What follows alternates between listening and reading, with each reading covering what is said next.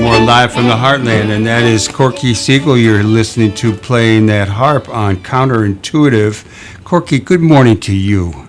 Good morning, I miss Michael. seeing you so regularly. We used to bump into each other all the time at the beloved Heartland Cafe. The beloved Heartland. You filled me in on what was going on in the world, your ideas, your experiences, your travels with your lovely wife, Holly. It was always good, and now it's a rarer occasion. What have you been doing with yourself? Where are you having breakfast? Yeah, exactly.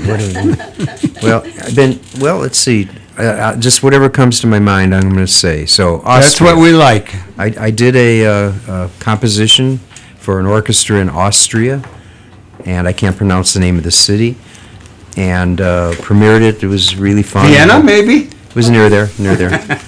And that was, a new piece with orchestra. Turned out pretty cool. And then a lot of chamber blues stuff, writing new material. I have the concerts with Tracy Nelson. You know Tracy Nelson. We do, and well, spill the beans right now. You got some stuff coming up with Tracy Nelson. Why don't you tell people where they are? Yeah, okay, first of all, Madison, Wisconsin on October 11th. Evanston Space in Evanston on October 12th. That's on Main, near Chicago, I believe. I think. Chicago and Dempster. Chicago and Dempster. Okay, yeah. So that's Space. Okay. Tell the listeners first, because hopefully we have a lot of young listeners. Tell us a little bit about Tracy Nelson. Okay, yeah, Tracy Nelson. And how you guys came to be working together.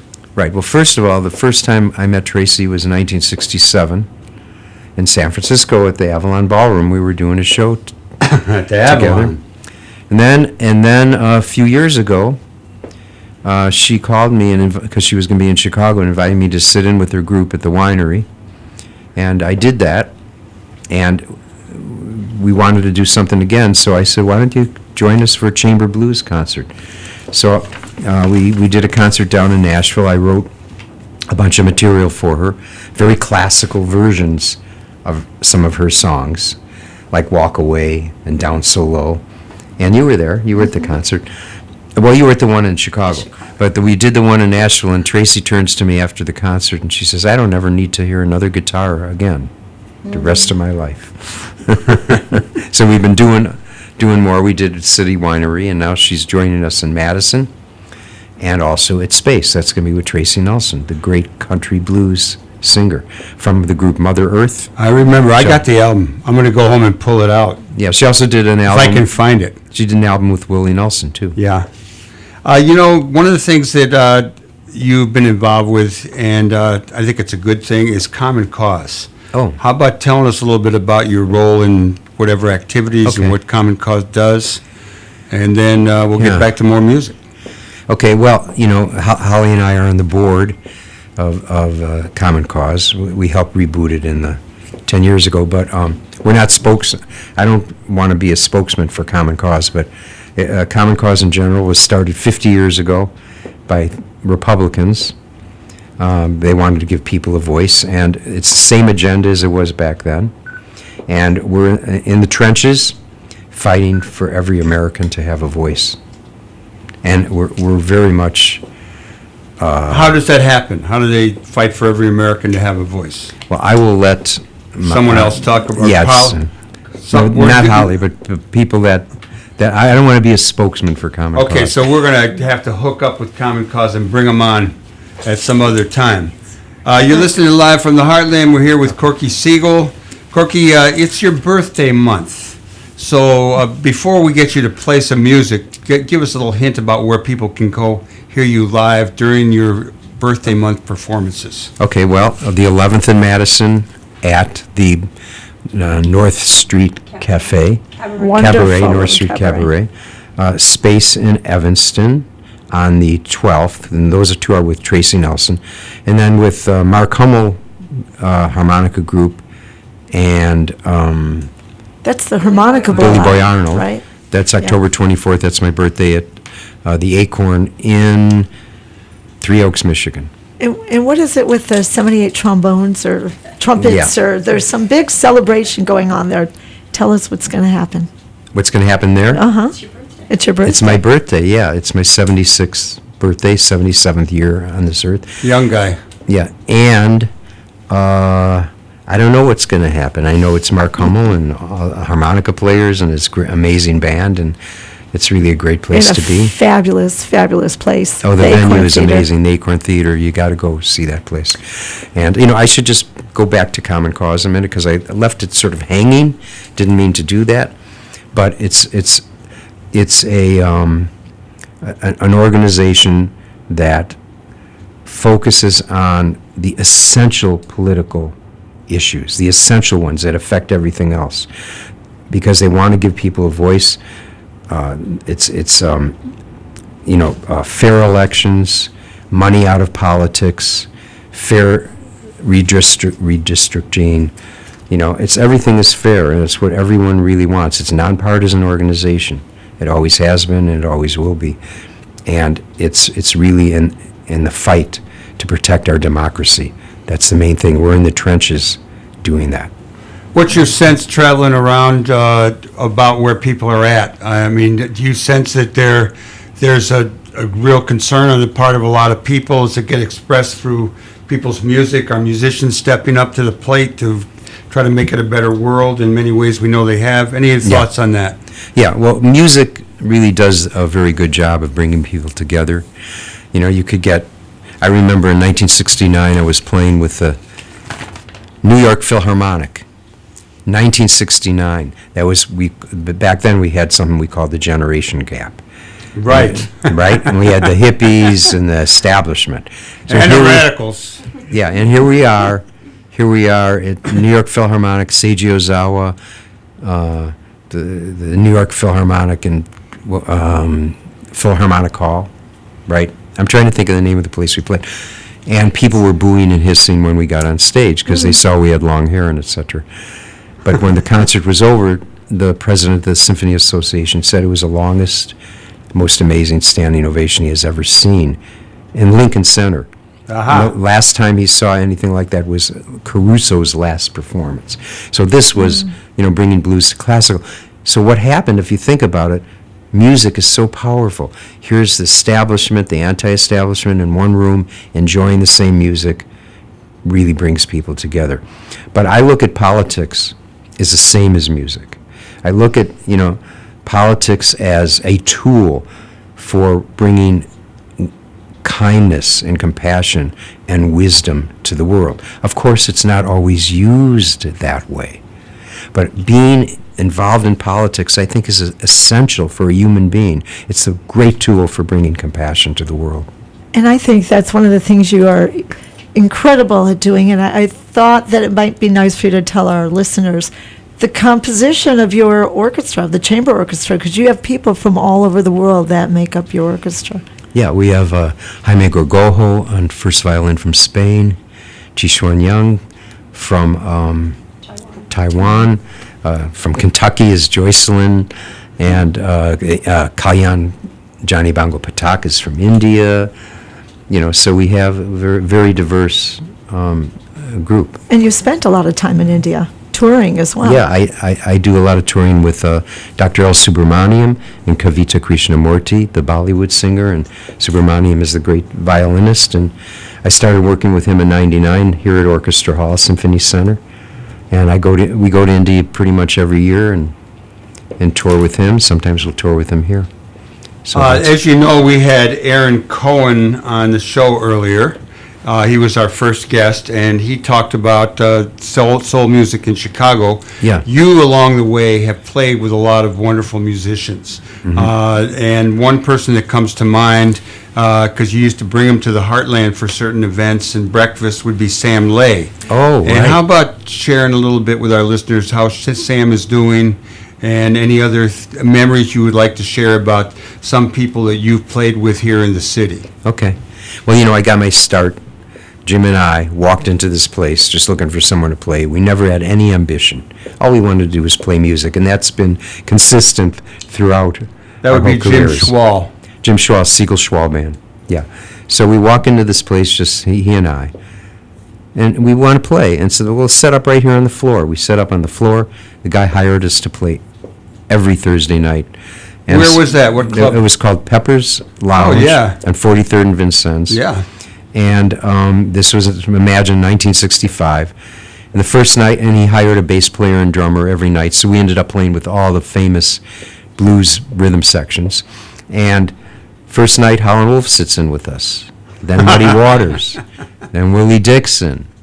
Then Otis Spann. And then Buddy Guy and Junior Wells and James Cotton and Hound Dog Taylor. And all the littles and bigs and juniors and, all the great blues masters. And they took us under their wing and took care of us and were so kind. And that's how we got our start. So I played with all those guys. Sam Lay I didn't really meet till a year later at Big John's. Big John's in Old Town. Yeah. I remember going down there. Yeah. Actually, The pool Yeah, hall. Paul Butterfield. He was in the Paul I Butterfield saw band. Butterfield, and then Steve Miller was playing there then. Yeah, yeah. Yeah, it was quite a place back there. Barry in those Goldberg, days. Steve Miller. And so Sam, was in the Butterfield band, and he ended up being in the band that brought Bob Dylan electric. So he was at Newport, and he was Bob Dylan's drummer back then and recorded with him and everything. And so, Sam has an amazing career. He's played with all the great blues bands, and he was the drummer in the Siegel Schwab band since '87. And you accompanied him to the Rock and Roll Hall of Fame induction and also to the Blues Hall of Fame induction as well. Right. I with got to Holly. introduce him at the Blues Hall of Fame. That was really fun. I think we're going to take a little musical break here. I'm not sure what we're going to play. We'll probably tell you after we've done it. Tracy. We're going to do the Tracy do Tracy Walk Nelson Away. cut. Walk By Away. Tracy. Oh, you all ready there, Yep. James? James Got it. Porter, Got it right take it here. away. Here we go. Little Corky and Little Tracy.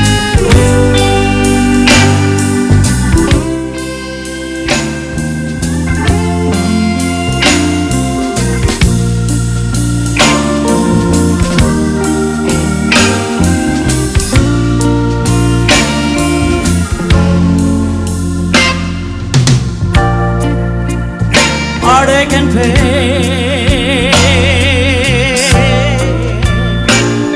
each and every day just don't make sense for me to live this way. I've got to stop crying and get up, ooh yeah, and walk away.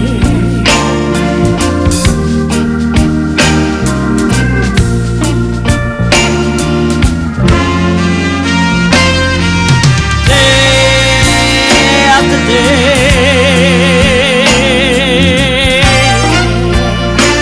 it's getting so hard to bear. Ooh, I'm standing in the middle, of a three-way love affair, and it don't do me no good to cry. After a while, I got to get up and walk away. Sure got to walk away.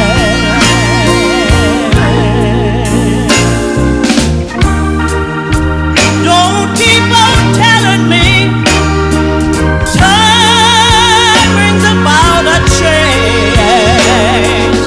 Honey, standing all so still.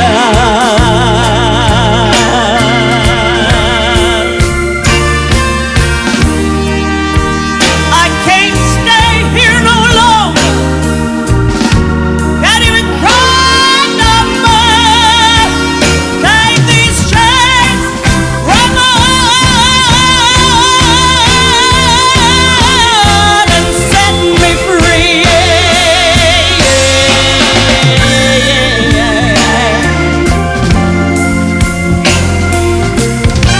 Corky, tell us a little bit about that tune. And it's you with Tracy Nelson. Who else? When was it Okay. recorded? Where do people find it? That's a beautiful thing. Yeah, it's on the Chicago Blues Reunion recording. I don't know how to find it, but it's with Harvey Mandel, Nick Out of the Ravenides. Harvey Mandel played with the Rolling Stones and Canned Heat, and amazing original guitar player. Nick Ravenides, who was with the Electric Flag, and Paul Butterfield, and wrote Born in Chicago. Barry Goldberg? Barry Goldberg was he mentioned the Miller Goldberg Blues Band, and wrote Gotta Use My Imagination, and also Speaking played of with your Bob Dylan. imagination, let's go backward in time.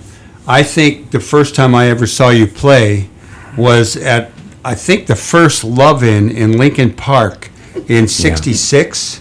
Yeah. It would have been the spring, early summer of '66. It was kind of a rainy day, as I recall. And I said, "Who are these guys?" I was new back to the city. Yeah. And do you remember that day? Do you I remember that it really event? well. I remember you being there. Because you're in a photograph that I have. Oh, I'd and like you're to in see the that. audience. Yeah. I got to confess, next time I saw you was at the Quiet Night Uh-oh. when I went with a group of greaser guys during the Rising Up Angry days to see if you'd do a benefit for us. And you basically I said no. You said, "No, I don't stand for violence." And so I had an attitude for a long time. And then you started to come to the Heartland all the time, and we ended up hugging each other a lot. I got to hug Holly too, and you did plenty of benefits for the Live from the Heartland show Yeah. over the years, and you're one of our favorite people in the world. Oh, my And- gosh. Ditto. Right on. Yes, indeed. So who do you like listening to of new people, younger people? Are you Right. studying hip-hop? Well, Are you into house music? What's your scene? I'm into everything, and I'll tell you. But when people hand me records or albums or want me to go to a show, I say I got so much music rushing around in my head, it's coming out of my ears. So my favorite thing is silence, because it's like all these things, and Holly keeps pushing me to write more crazy stuff, and Well, and what I is do. your personal regimen? I mean, I know you eat really healthy, good food. You Try. used to when there was a I place try to to. do that, and you you meditate. You probably do some yoga. Tell us about. I mean, I'm as an older guy myself trying to keep it going. It's always like kind of what are the important things that you need to know and remember, and basically incorporate in your life Yeah. so that you can stand up and keep participating Yeah. in all the wonderful things to come. That's the key right there. You put it very well. Well, I think it starts with the mind. The mind is everything. And making friends with the mind is a lifelong pursuit. And getting along with your own mind. Exactly. So meditation and yoga, goes back for zillions of years, in finding ways to do it, that work. And it's simple, it's natural, it's like sleep, but it's something that is profound in how it helps.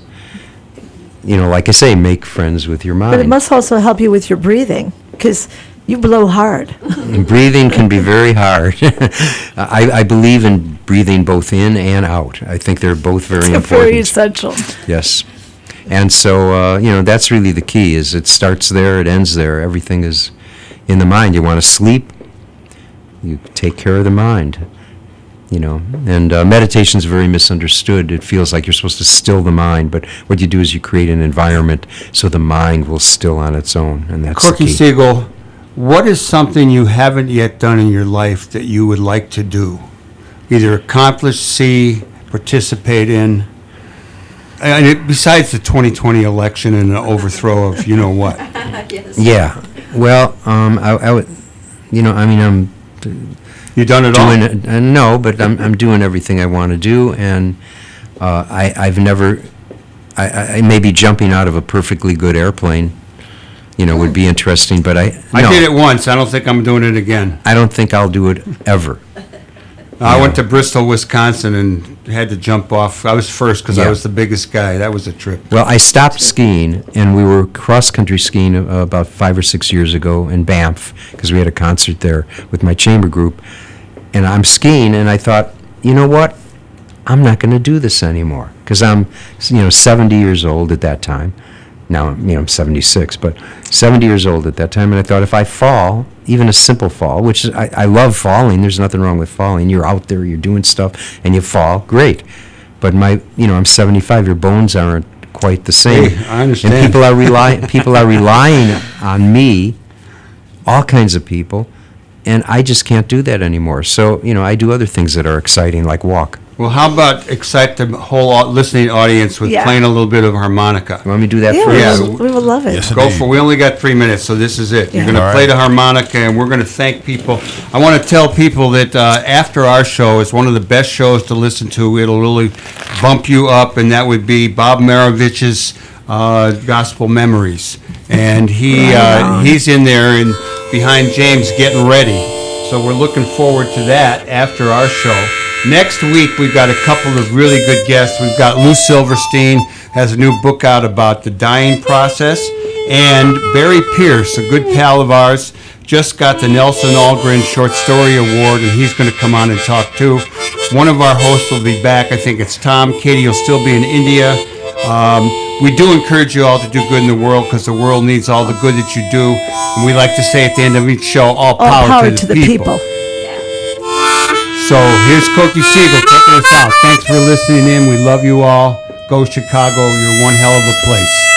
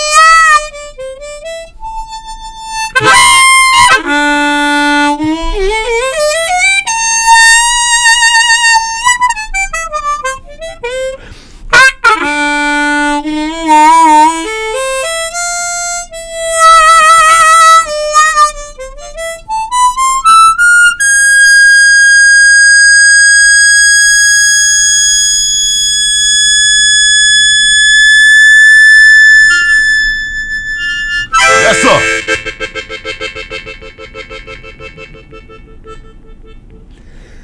Ooh, thank you so much. Thank you. Have a great week, everybody. Do good in the world. The world needs all the good that you do.